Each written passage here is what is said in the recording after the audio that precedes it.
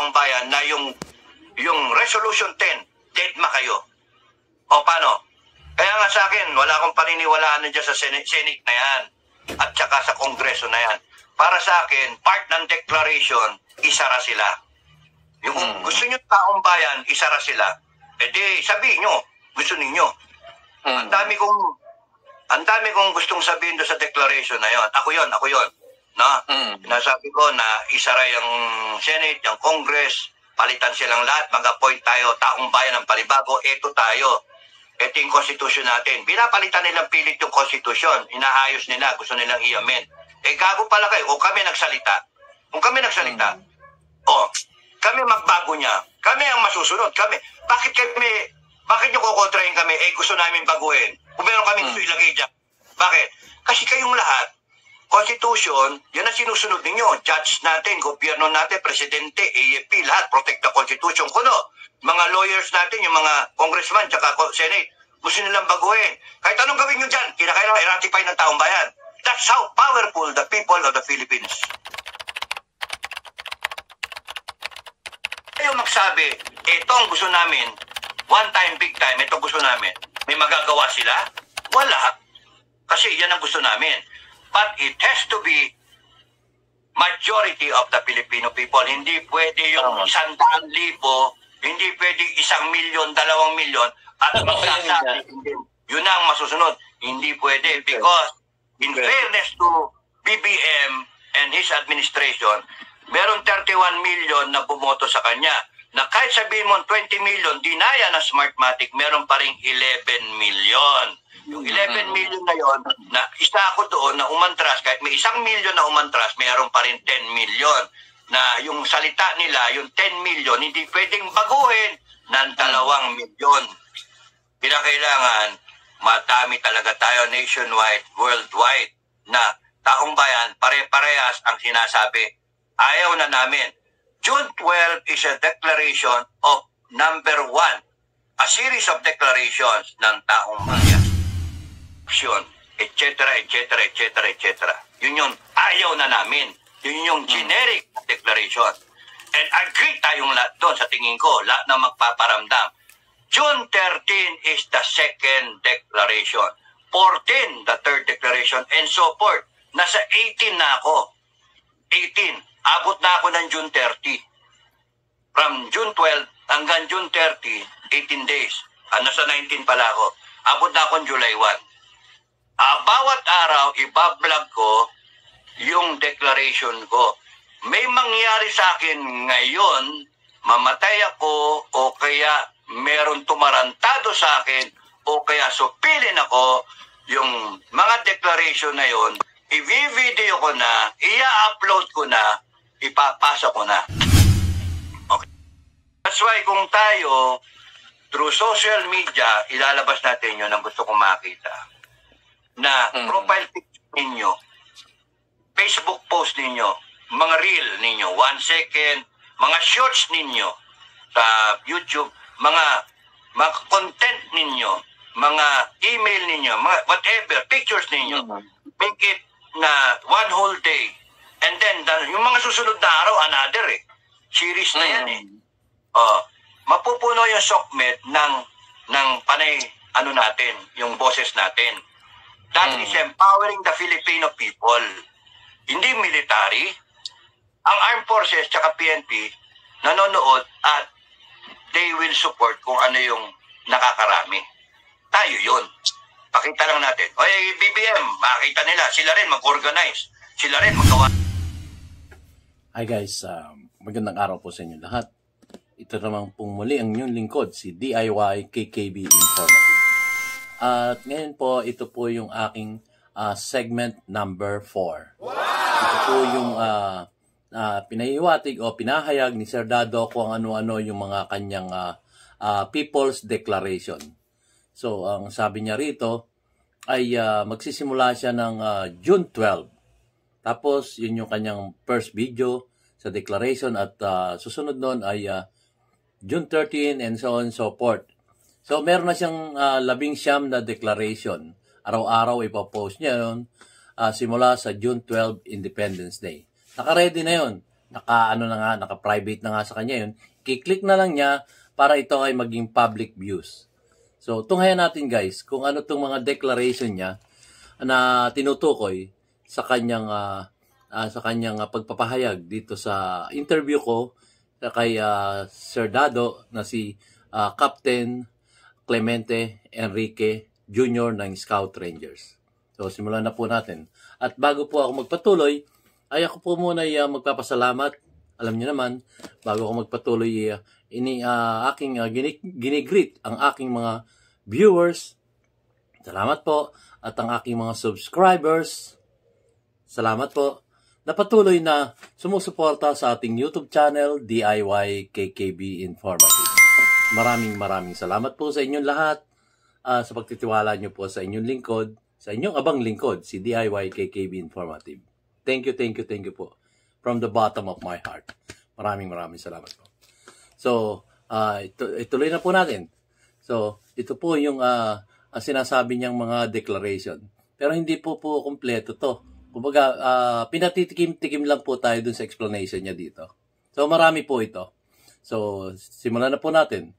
Sir Dado, pakipaliwanag po yung People's Declaration na inyo pong binabanggit dito sa interview ko sa inyo. Eto na po, si Captain Clemente Enrique Jr. ng Scout Rangers.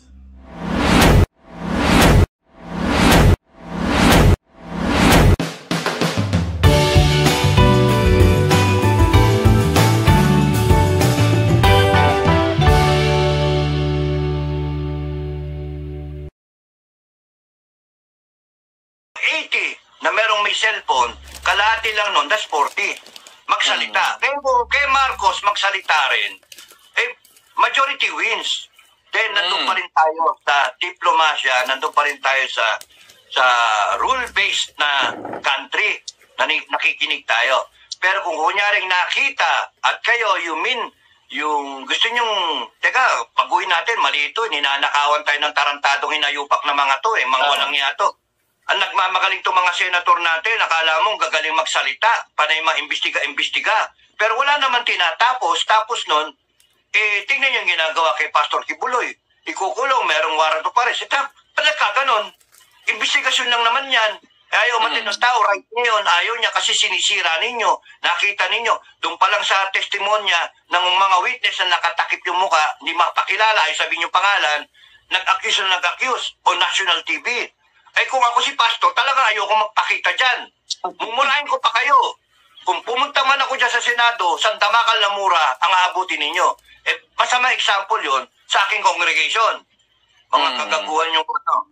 Kaya bakit yung kakasuhan? Kaya nga, ang punto ko, mali na yung ginagawa ng Senado. Tapos nun, akala nyong gagaling ninyo, pero interested kayo sa rights ng mga babae na yon na ni-rape. Kuno. Pero paano yung rights ng taong bayan na yung Resolution 10, deadma kayo? O paano? Kaya nga sa akin, wala akong paniniwalaan na dyan sa Senate na yan at saka sa Kongreso na yan. Para sa akin, part ng declaration, isara sila. Yung gusto nyo taong bayan, isara sila. E di, sabihin nyo, gusto ninyo. Ang dami kong gustong sabihin doon sa declaration na yon. Ako yon. No? Nasabi ko na isara yung Senate, yung Congress, palitan silang lahat, mag-appoint tayo, taong bayan ng palibago, eto tayo. Ito yung constitution natin. Pinapalitan nilang pilit yung constitution, inaayos nila, gusto nilang i-amend. Gago pala kayo, kung kami nagsalita, kami magbago niya, kami ang masusunod, kami. Bakit nyo kukontrahin kami? Gusto namin baguhin. Kung meron kami gusto ilagay dyan. Bakit? Kasi kayong lahat, Constitution, yan ang sinusunod ninyo. Judge natin, gobyerno natin, presidente, AFP, lahat, protect the Constitution. Kuno, mga lawyers natin, yung mga congressman, tsaka Senate, gusto nilang baguhin. Kahit anong gawin nyo dyan, kinakailangan i-ratify ng taong bayan. That's how powerful the people of the Philippines should be. We have to ratify the Constitution. Kahit anong pagbabago, kung ayaw namin, hindi pwede. O ngayon, kung tayo magsabi, etong gusto namin, one time, big time, ito gusto namin, may magagawa sila? Wala. Kasi yan ang gusto namin. But it has to be majority of the Filipino people. Hindi pwede yung 100,000 Hindi pwedeng 1 milyon, 2 milyon at magsasabi, yun ang masusunod. Hindi pwede because in fairness to BBM and his administration, meron 31 million na bumoto sa kanya. Na kahit sabihin mo 20 million, dinaya na Smartmatic, meron pa rin 11 million. Yung 11 million na yon, na isa ako doon na umantras, kahit may 1 million na umantras, meron pa rin 10 million. Na yung salita nila, yung 10 million, hindi pwedeng baguhin ng 2 milyon. Kailangan, madami talaga tayo nationwide, worldwide, na taong bayan, pare-parehas ang sinasabi. Ayaw na namin. June 12 is a declaration of number 1, a series of declarations ng taong bayan. June 12 is declaration number 1. Independence from all of this na nakikita ninyo. Corruption, etc., etc., etc., etc. Yun yung ayaw na namin. Yun yung generic declaration. And agree tayong lahat doon sa tingin ko, lahat na magpaparamdam. June 13 is the second declaration. 14, the third declaration, and so forth. Nasa 18 na ako. 18. Abot na ako ng June 30. From June 12 hanggang June 30, 18 days. Nasa 19 pala ako. Abot na akong July 1. Bawat araw, ibablog ko yung declaration ko. May mangyari sa akin ngayon, mamatay ako o kaya meron tumarantado sa akin o kaya supilin ako, yung mga declaration na yon, i-video ko na, i-upload ko na, ipapasa ko na. Okay, yun yun. So, ibig sabihin may mga videos ka na naka-reserva, naka-private na. I-click mo na lang for public. I-click na lang yun. Wala man ako, may magkiklik para sa akin. Magkiklik para sa akin. Okay? So, pero hindi, mag-ano pa tayo eh. The Department of Agriculture pa tayo eh. Kasama yun. Yung kasama isang yun. declaration, ito, para nasa vlog ko yon, pero since tinanong nyo, hindi ako nagbibiro, no? Teka, ilan ba yung nanonood sa'yo? Tingnan natin, baka ako nag-aalisan eh. Nag-aalisan na iba. 84 na lang. So, tignan ninyo. Nandun yung mandatory service. Nandun yung declaration ng neutral tayo. Nandun yung price control sa farm gate price at saka sa retail. Kaya yung bigas, no? I-price control mo yan dun sa farm gate price. Tinutulungan mo yung farmer. Tatanggalin natin yung ayuda, pero ang dapat lagyan natin ng subsidy yung sa mga farmer, no? Makokontrol natin yung presyo para yung presyo ng mga bigas na yan, ang mga gulay, lalo na yung basic, sibuyas at saka mga garlic. Control yung presyo. Death penalty yung death penalty, lalagay natin. Yun yung isang declaration, death penalty, to end all corruption, whole of nation approach corruption. Saka nakakita, pagka ma-death penalty mo yung corruption, wala, sinong yari yan? Tapos magkakaroon na lang ng by stages, no, yung leveling up ng parusa from 1,000, 10,000, 3,000, 100,000, million, yan depende, no? So,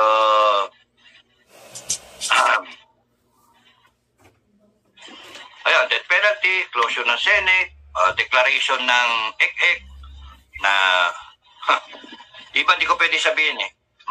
Magkakaroon na idea yung kabila, na? Sa sa susunod na, after nung June 12, di ba, declaration yan hanggang ano ka na, 18?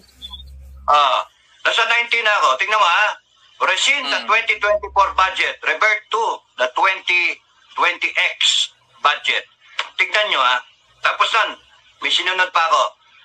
Neutrality, tapos yung mutual defense treaty, tanggalin natin. BFA, EDCA, tanggalin natin. Walang basis dito. That will ensure, kasi neutral tayo eh. Ba't ka magkaroon ng basis dito ng foreigner? Hindi pwede. Yun ang gusto namin eh. Ngayon, kung pipigil, pati Amerikano, ayaw sa akin yan, sigurado. Di ba? Pwede kong patira ng Amerikano. Sovereignty natin eh. Neutrality eh. Ang problema kasi dyan sa Mutual Defense Treaty, no? Interest ng Amerikano ang pinupuntirya doon. Ang layo-layo nila. Tapos tayo, idedepensa natin sila na sa Western Pacific tayo.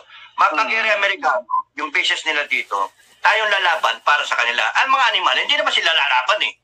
Ayaw naman nila lumaban. Pero tayo, kahit mamatay ang kalahati ng Pilipino, magpapangamatay tayo para sa kanila. Tama ba yun? Hindi tama yun. Maaaring supportahan tayo, maaari lang ha, na sa sarili kong pagsusuri dyan, susuportahan tayo, halimbawa, yung mga baril-baril na yan, pero yung tao, manpower, wala. Accepted yung argument na yan, no? Accepted. Kahit yung armed forces mag-argue ng ganyan. Okay, sabihin ko sa inyo sagot, no? Dalawa lang na salita. Dalawa. Ukraine, Israel. Tignan nyo. Okay. Ukraine, Israel. Tignan nyo. Yung mga allies niya kuno, o ano nangyari? Yung giba-giba. Gusto nyo mangyari sa atin yun? Giba-giba tayo. Tapos sa bandang gitna, iiwanan yung Ukraine. Tapos iiwanan yung Israel. Bahala kayo sa buhay nyo. Kasi yung may difference ng policy, yung Democrats at saka yung Republicans, nagtatalo-talo sila.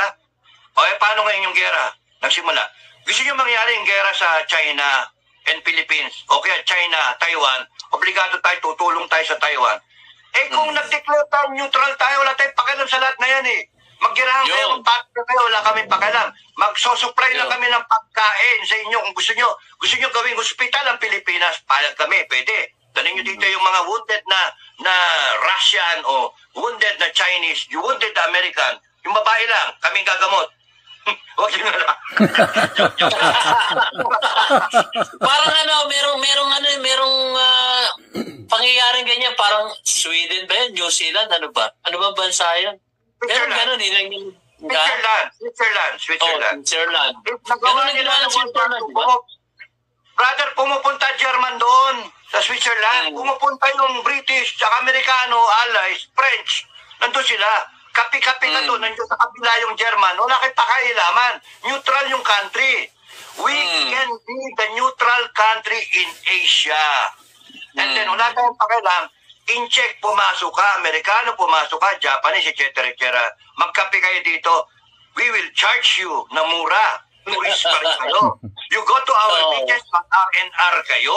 Mag-R&R kayo. Boracay, gano'n. Pero pag kayo nagbanatan dito sa bansa namin, ikukulong ko kayong pareha sa isang kulungan na nakapatong yung mga plank, no? Sa ilalim ng mga nakapatong sa ibabaw ng mga buhaya. Mga buhaya na sa ilalim. Tignan ko kung magpangayan kayo diyan, mahulog kayo doon, kainin kayo ng buhaya. Kami, mga anong tawag doon? Mga Jurassic kami. Panayin kami, mga third world country kami. Walang niya kami. Gago kami kaysa sa inyo. Pero wag nyo kaming gagaguhin. Nag-declare kami neutrality, ayaw namin ng gera, pumapayag kami, dito kayo magpagamot, dito kayo mag-R&R. Sabi nyo sa amin kung anong kailangan yung pagkain, patadala namin kayo, wala kaming kilingan. Magpatayan ko yung gusto nyo, yun yung policy namin. Ang ginawa ni BBM, inilalapit tayo sa digmaan na hindi handa tayo. Kahit anong modernization ng gawin natin, hindi tayo handa. So kasama doon sa declaration ng neutrality na yun ang gusto kong mangyari, at kasama doon sa pagsara ng Senado at ng Kongreso na makakatipid tayo kasi i-reorganize natin. Wala akong maasahan sa kanila, wala kayong maasahan sa kanila kasi Resolution 10 ang tagal-tagal na walang ginagawa. Paano yung mga kawatan, paano yung mga nakinabang sila. So sarado kayo, palangya kayo, inabuso nyo kami, betrayal of public trust. Kayong re-reklamo sa amin, eto kami, Constitution muna, eto kayo silalim ng presidente. Ano yun? Paano? Lalabang kayo. Kaya kasi sinasabi ko sa mga vlog, protect the Filipino people in that order, in this order. Armed Forces PNP. Protect the Filipino people, protect the Constitution, protect the government, which is BBM. Protect the government. As long as the government is functioning to protect the people as servants of the people. Pero kung merong dysfunctional behavior ang government as you are seeing now, ang dami. Kita nyo kung gaano sila kayayabang, kung gaano sila magsasalita, akala nyo sila ang boss eh. baliktad. Explain ko sa inyo ha. Kung tayo ang board of directors, nag-elect ng presidente, kung nasa private sector tayo, meron naman akong karanasan. Kung nasa private sector tayo, saan makakakita ng board of directors ng isang kumpanya, malit man o malaki, na yung nilagay mong presidente, nagdudurog kuno. Hindi ko kailangan ng ebidensya. Ang board, a-action kagad na patatawag yung presidente na nilagay natin, niluklok natin. 10 yung naging kandidato, nagkataon yung isa tatanga-tanga yung babae, nagkataon yung iba, kulang sa pera, kulang sa pondo para nagkataon yung isa, anak ng isa pang dating presidenteng kilala natin na tayo rin ang nagluklok. Ngayon, nung nilagay natin ito, ang daming salita, ipagpapatuloy ko yung dating presidente si Digong. Na-retire si Digong, yung presidente na yon, na satisfied naman tayo bilang board of directors. Meron tayong nung sinabi sa atin nung interview, nung election time, ipagpapatuloy niya, yung Amerikano wala yan, yung ICC bisita lang yan, turista lang yan. Yung kanin, 20 pesos lang. Ngayon, may mga pangako din nangyayari, pero ang pinakagrabe, may balita na nagdudurog ang presidente ng kumpanya. Ikaw ang member ng board, anong gagawin mo? I-retain mo yung gago? Patatawag ko, naging experience ko naman maging member ng board. Patatawag ko yan, sisitahin ko. Tarantado ka, wag ka asta-asta, na marunong ka pa sa amin, gago ka. Kami naglagay sa'yo. Mag-asta kang gago ka, hindi mo, i-snabin mo kami. Pinag-explain ka namin. Pinapadrag test ka namin, ayaw mo. Gago ka pala eh. Tapos nagkataon, pati itong iyong mga vice president na matarantado, itong mga head ng mga, hindi yung vice president na siya, yun na nga matino mo eh. Number 1 performer yung vice president mo, yung babae. Oo. Pero itong mga head ng finance mo, yung nagbabudget sa kumpanya, tarantado, waldas ng pera. Kaliwa kanan. Itong palitan pa yung handbook ng kumpanya, yung konstitusyon, gustong palitan. Na hindi natin alam as board tayo. Tapos gastos sila ng gastos ng pera. Pera ng kumpanya. Tapos may nagwawaldas pa, dinodoktor yung PCSO. Tarantadong mga to. Anong gagawin mo? Tatawanan natin? Sa akin, kung tayo yung board, patatawag ko lahat yan, sesanti kayong lahat sa akin. Ba't di natin ginagawa? Pinapaubaya, hinahayaan natin na ganyan-ganyan tayo, daming vlogger, nauna. Pero wala. Ang gusto kong madinig, may sabi naman, ano ang solusyon? Nagsasalita ako ngayon, ano yung solusyon? Ano sasabihin ng comment ng ibang Pilipino? Sir, paki-explica.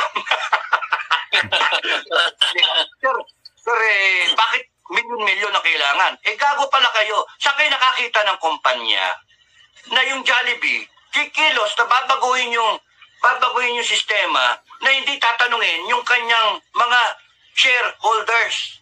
Kaya nga nagkakaroon ng shareholders meeting, ipoproxy po pa nga kahit 1 share ka lang, may karapatan kang magsalita sa kumpanya mo kasi binili mo yung shares. May karapatan ka, 1 share, 2 shares, 10 shares, 100 shares, binili mo kunyari sa stock market. Pero may tinatawag na lot purchase, 1,000 shares, kunyari, yung isang lot. No, iba, 100 shares. Depende sa presyo eh. So, kung mahal, mga 100 shares lang ang bili-bili. So, meron dyan yung pa-konti-konti. Now, given that, kung hindi ka makaboto kasi konti yung shares mo, pumipirma ka, may pinapadala sa'yo, proxy, na yung attorney na yon, member ng board, yung kung ano yung boto niya, yun din ang boto mo. So, nagkakaroon ng weight yung boto niya.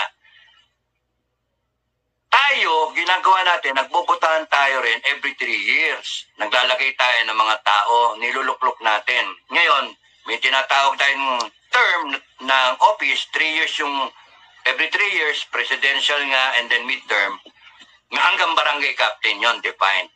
Pero that does not mean na we are powerless as a board of members o board of trustees or as the owners of the Philippines, the stakeholders. we are powerless, and then we have to wait for the next election to act on wrongdoing. Yon ang gusto ko i-stress. As the owners of the country, as the stakeholders, we have the power to summon each one of them. We have the power na sisantingin natin yung presidente. Down the line, lahat kayo sisante, hindi kayo maka-explain. Explain kayong lahat. Kung hindi nyo ma-explain yung illegal wealth ninyo, unexplained wealth, yung pera ninyo, kukumpiskahin ng board kasi ginastos nyo, ninakawan nyo yung kumpanya at papailan namin kayo ng kaso. Ganon ang sistema.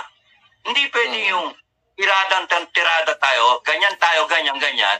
Eh di nga tayo maka-organize ng, walang yung board natin, watak-watak. Ang kailangan natin, direksyon. Isang one single purpose, ituwid natin ang Pilipinas. Ayusin natin, kasi mapapangkarote tayo. Kung tayo magsasalita lang yung 2 million, makikinig na tayo, sweet talk, ganyan, palit lang tayo. And then the same putragis na mga opisyal na magnanakaw, nandyan pa rin. Maghihintay lang yan na opportunity. A typical example, laglag bala, tanim bala. Nawala yung presidente ni Digong. Ayun, bumalik na naman. Nagkaroon ng tangang presidente. Ayan, laglag bala. Kaya-kaya lang, di ba? Kaya nga, may mali. Ang laki na mali. Ngayon, taong bayan, dapat tayo ituwid natin. Kaya nga, pagka nagbablog ako, sinasabi ko, huwag niyong gagaguhin ang armed forces. Huwag niyong papangunahan ng armed forces. Huwag ninyong sinasabi kung ano-ano, mga bayaran din yung armed forces. No, nanonood sila, pinapanood nila tayo. Sila, sabi ko nga, protect the people, protect the Constitution, protect the government. Yun yung kanila, in that order. Ngayon, pagka nakita nila yung taong bayan, ang nagsalita 1 milyon, ano sa tingin yung gagawin ng armed forces? Kikilis yun. Ang nagsasalita lang, 2 member ng 15-man board, 115 million Filipinos. 2 lang yung nagsasalita, 2 milyon eh. Tama? Ang kinakailangan makita ng armed forces, majority of the board may posisyon. Yun yung sinasabi ko. Magkaroon tayo ng declaration, 1, 2, 3, 4, 5. Nasa 19 na ako ngayon. Gusto ko i-explica, pero hindi pa tama at angkop yung oras. Hanggang June 12 muna, yun yung unang-unang deklarasyon. But starting mga May 15, panoorin nyo na kami ni Luke Soliben, ang DIY KKB, because isa sa kanya ako ipapasa. Araw-araw, magkaano ako ng declaration. And then, walang pigil yon. I-test to. Iba-vlog yun, pick upin nyo, mag-declare kayo. But anyway, yung June 12, yun yung generic. Pagka sa gamot, yun yung gamot para sa patayin yung ugat. No? Tatawag ako ng whole of nation approach against corruption. Yung corruption na ugat ng lahat. Yung pagnanakaw na yan. Kasi pagka tinanggal mo yung corruption, anong rason ng politikong nakawan tayo? Anong rason ng mga putragis na mga laglagbala na yan? Yung tanimbala? Anong rason ng mga putragis na dyan sa mga bayaran sa LTO, etc. etc. Yung any form of corruption, patay kayo. No? Yun yung sa akin. So, ilang Pilipino, may nagsabi na naman sa akin, Sir, baka matira sa Pilipino, 50 million yung mamatay. Kalahati lang matira sa population. No! Kaya di naman ganun karami kakurapan ta. Palagay ko, 2,000 lang, 1,000. Kita mo kung dito minong Pilipinas forever and ever. But we have to make it an amendment dun sa ating Constitution. May abla. That's unconstitutional. Tarantado, gago. Anong unconstitutional? Taong bayan ang gumagawa. Kaya nga yung logic ng People's Initiative. People's Initiative na gagawa yung, dahil sa tao, gustong baguhin Constitution, makikinig kunwari yung Congress at papaguhin nila para sa taong bayan, and we will ratify. Paano nga kung totoong People's Initiative, ayaw natin ng ganito, gusto natin ituwid, ayusin natin. Tayo nga masusunod, tayo. Board of Directors, buong Pilipino, majority of us. Ngayon, magbobotohan yung Board of Directors. 15 sila. Anong kalahati? 8. Tama? 8. Magboto yung 8. Oh. Ate, panalo. Majority wins. Majority wins. That's why kung tayo, through social media, ilalabas natin yun ang gusto kong makita. Na profile picture ninyo, Facebook post ninyo, mga reel ninyo, 1 second, mga shorts ninyo sa YouTube, mga content ninyo, mga email ninyo, mga whatever, pictures ninyo, make it na 1 whole day. And then, yung mga susunod na araw, another series na yan mapupuno yung SOCMED ng panay, natin, yung boses natin. That is empowering the Filipino people. Hindi military. Ang Armed Forces tsaka PNP nanonood at they will support kung ano yung nakakarami. Tayo yun. Pakita lang natin. Oy, BBM, makita nila. Sila rin mag-organize. Sila rin maggawa ng declaration. We support BBM. Go ahead. And I'm confident na mas marami tayo. And masesettle natin to in a peaceful manner. Pero, kung tayo ang nanalo, ang gusto ko follow through. Masettle natin to once and for all. Yun na nakadagdag na salita. Hindi yung palit lang tayo and then, wala na. Ang sa akin, nandun na rin lang tayo, nandun yung people na nag-empower sa sarili nila. Hindi yung people power dahil sa kayo, pon lang. Kayo yung expendable. No, kayo ang bid. Ayun guys, so narinig natin, tayo yung magkaisa. Sinasabi nga ni Sir Dado dito, tayo yung most powerful kesa ikumpara mo dyan sa Kongreso, ayang sa mga Senado, sa mababang kapulungan, at dyan sa mga nanunungkulan sa ating gobyerno. Tayo po yung ahead, nasa taas tayo. Kung tayo'y magkakaisa at mag-aakap-akap para sabihin kung ano yung ating mga hinaing na nangyayari sa ating inang bansang Pilipinas. Yun po. At ako nga po nasisihan at biglang sinabi ni Sir Dado yung kanyang 19 na deklarasyon ay ipapasa niya sa akin yung iba. So, maraming salamat Sir Dado. So, abangan nyo yun guys. At magsisimula na ito sa June 12 up to hanggang sa dumating yung July 1st. Araw-araw niyang i-vlog yun, yung kanyang declaration, People's Declaration, na siya ang mismo ang gumawa nito. So maganda po, nakita niyo naman. So ituloy po natin guys, kung ano pa yung mga declaration na kanyang babanggitin dito sa aming interview. Kayo ang bida. Kayo ang taong bayan. Kayo ang magcha-chart ng history. Ako, taga-salita lang. Taga-gising lang ako. Kasi, nakikita ko, ang laki ng pagkakamali. Once na tumayo kayo as a people of the Philippines, bilang Pilipino, citizens of this republic, tapusin natin, ayusin natin. Yung declarations, naka-19 na ako, isang declaration. Why do we revert back? Why do we rescind the budget? Imagine that power. Ang Congress na may power nun, pinasa nila gago yan, kaya natin pasara yung Congress tsaka Senate Kaya natin i-rescind yung mga batas nila. Yun ang gusto natin Bakit? Bakit natin kaya i-rescind yung mga batas nila? Gago pala kayo, sino gumawa ng konstitusyon? Taong bayan. Yung konstitusyon na sinusunod ninyong lahat ng mga korte natin at ng mga PNP, AAP, lahat. Nung sinusunod ng konstitusyon, nandun ng Article Eco Sovereignty, yung President has the power, ganito, and Senate, ganito, ito yung mga Constitutional Commission. Lahat yan, niratify ng taong bayan. Yun ang gusto kong intindihin ninyo, niratify natin. Kaya kung ayaw natin, ayusin natin. Diba? Ilang dekada walang death penalty. Lagyan natin ng death penalty. Tingnan mo kung hindi tumino yan. Titino yan Lagyan yung death penalty. Bakit tayo tanggalin natin yung i-resin ko yung 2020, gusto ko ma-resin yung 2024 budget. Bakit? 5.7 trillion. May data, may information, may study. 40% of the budget in the Philippines goes to corruption, is lost to corruption. 40% ng 5 trillion na lang kamo. 40% times 5 is 2 trillion pesos. Tama? Yearly, kung yun ang budget, yun ang mawala sa corruption. Alam nyo ba, i-divide nyo yung 2 trillion divided by 12 months, lalabas 166 billion pesos a month.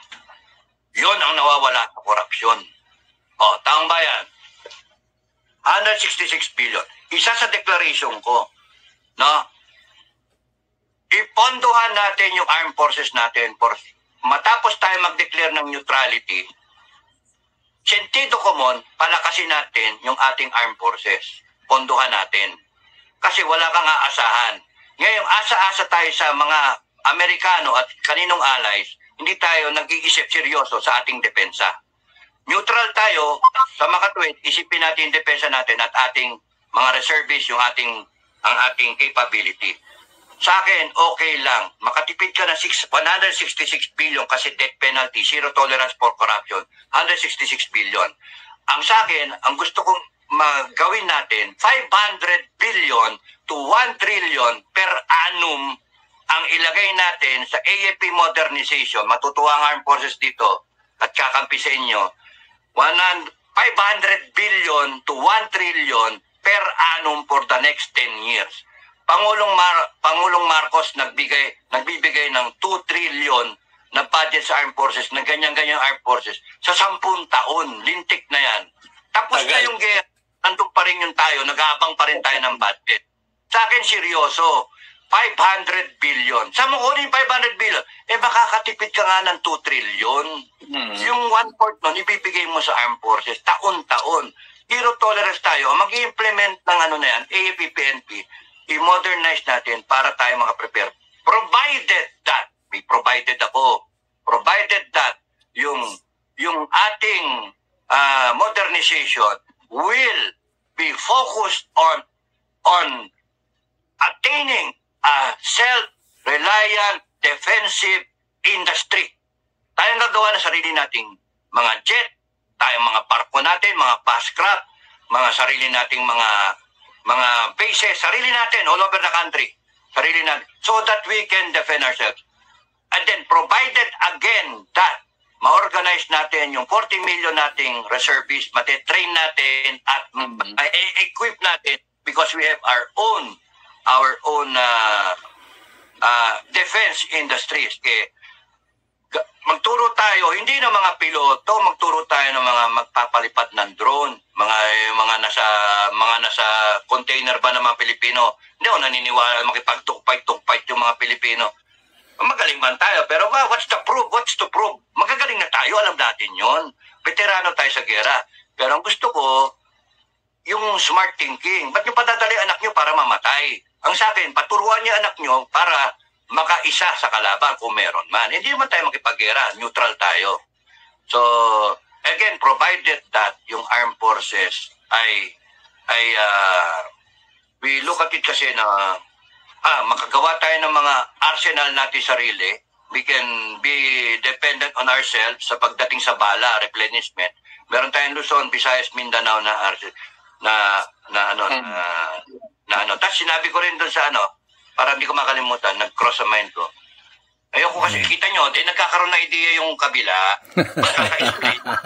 Asensya na, Sir Dado.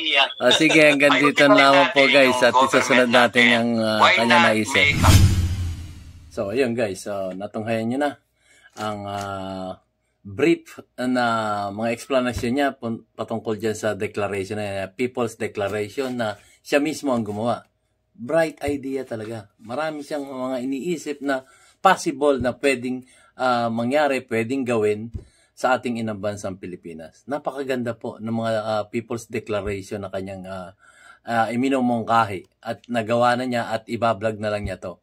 Hopefully, mapasahan ako kahit mga 3 declaration lang. So, yun. 19 yan na declaration. Ito pa nga, yung susunod natin vlog, medyo segment ko na po ito eh. So, ito magiging segment number 4. At yung susunod, yung segment number 5, yung nga po, yung kanyang sinasabi na yung state, yung Luzon, Visayas, Mindanao, yun po ang matutunghayan natin sa susunod nating segment. So, again, bright mind, bright ideas ang kanyang mga sinasabi dito. meron siyang nakikitang mga problema at kaakibat nun ay susuriin niya at bibigyan niya ng proper solution na kanyang naiisip dahil ito po ay tunay nagmamahal sa ating inang bansang Pilipinas. Yun po, kung matutunghan nyo, read between the lines. Yun po mga sinasabi niya. At marami kayong matutunan. Very educational, very informative, at ito'y posibleng pwedeng maging solusyon sa mga nangyayari sa ating inang bansang Pilipinas sa panahon ngayon. So, sabi nga niya, sa June 12, yung sinasabi niyang statement na pwede tayong, hindi na tayo kailangan mapunta sa kalsada. Dito na lang tayo sa SOCMED, dito sa social media. Ipahayag natin kung ano ang ating damdamin para na sa ganon ay marinig naman tayo ng bawat isa sa ating mamayang Pilipino. Pakita natin kung ano talaga yung tunay na damdamin natin sa nangyayari ngayong mga korupsyon, mga paninikil sa karapatan ng bawat isang mamayang Pilipino dito sa ating inang bansang Pilipinas. Bright mind, bright ideas. Ito po si Captain Clemente Enrique ng Scout Rangers. Saludo po ako, Pinoy Survivor. Maraming salamat po. So hanggang dito lamang po. Susunod ko na lang yung next segment ko at mahaba po kasi ito. Promise talagang 5.5 oras. Pero kung kayo nainip, puntahan niyo yung live interview ko kay Sir Dado. At yun po ay, ang oras po nun ay 5.5 oras. So maraming salamat po sa aking mga viewers at lalong-lalo na sa aking mga subscribers na patuloy na sumusuporta sa ating YouTube channel, DIY KKB Informative. Maraming salamat po sa inyong lahat. In the bottom of my heart, sa kaibuturan ng aking puso, ako po'y lubos na nagpapasalamat sa inyong lahat. So, maraming salamat po muli. See you on my next vlog. Yung pong tatapik natin yung states, Luzon, Visayas, Mindanao. Kasama sa kanyang People's Declaration. Brilliant mind, brilliant ideas, proper solutions. Ito po si Sir Dado, Captain Clemente Enrique Jr. ng Scout Rangers. See you on my next vlog, guys.